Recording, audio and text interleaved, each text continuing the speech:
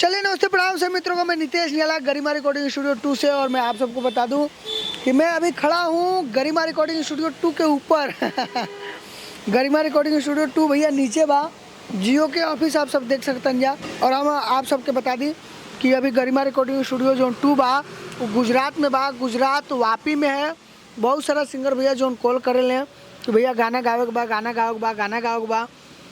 वो सबके हम बता दी कि भैया गाना मोबाइल पर ना गा पैबा, भैया गाना स्टूडियो में गावल जाला। स्टूडियो में जब अइबा तबे तोहार कोनो काम हो पाई। सॉरी यार, माफ़ी चाहता हूँ, गुटखा खा लिया हूँ मैं। और गुटखा मैं कभी कभी खाता हूँ, कभी कभी मतलब गुजरात में जब आता हूँ तभी खाता हूँ। गुजरात में जो गुटखा मिल रहा है करमचंद, जैसे कि हम हमेशा वीडियो में हम बतैले बनी कि भैया खा लेता हूँ। मैं आपको बता दूँ कि आप जो है बिंदास गाइए, कोई टेंशन नहीं है, कोई दिक्कत नहीं है।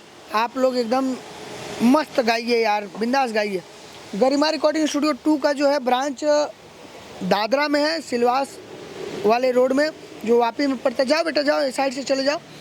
दादरा वाला स्टूडियो आप जब गरिमा रिकॉर्डिंग स्टूडियो 2 में आएंगे तो आप लोग को मैं बता दूं, यहाँ पे भोजपुरी, मगही, खोटा, झुमटा, अंगिका सारा भाषा के गाना भैया रिकॉर्ड होला।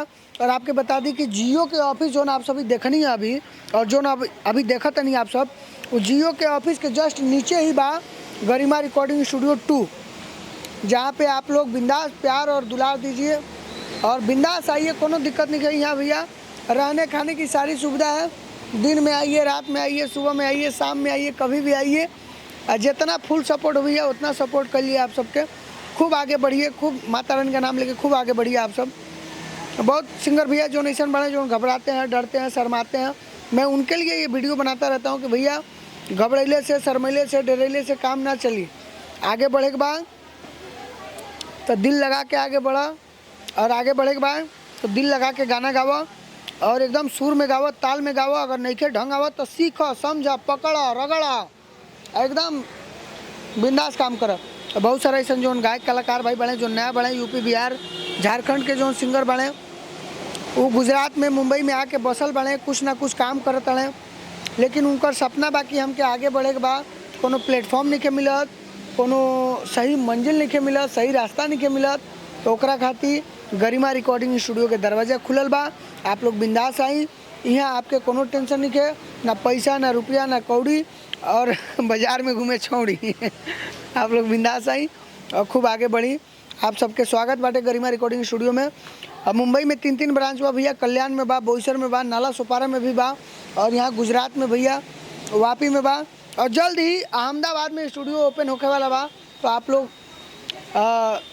दुआ करी, जल्द से जल्द हो जाओ चालू। आप लोग ज़्यादा से ज़्यादा सहयोग करी, सपोर्ट करी। गरिमा रिकॉर्डिंग स्टूडियो का ब्रांच अहमदाबाद में भी चालू हो जाओ, काहे कि अहमदाबाद के जो सिंगर वाले वो बहुत ज़्यादा फ़ोन करते हैं हमरा के। और अहमदाबाद में जो जगह बा वो बहुत प्यारा बा, और वहाँ पे बहुत सारे जो सिंगर बसल बने, उनकरा के कोनो गावे खातिर जगह नहीं के मिलत। तो वो लोग खातिर अहमदाबाद में जल्दी स्टूडियो खुली। तो आप लोग बिंदास मेहनत करिए, खूब आगे बढ़िए और खूब गाना गाइए, और घर पर भी रियाज करिए।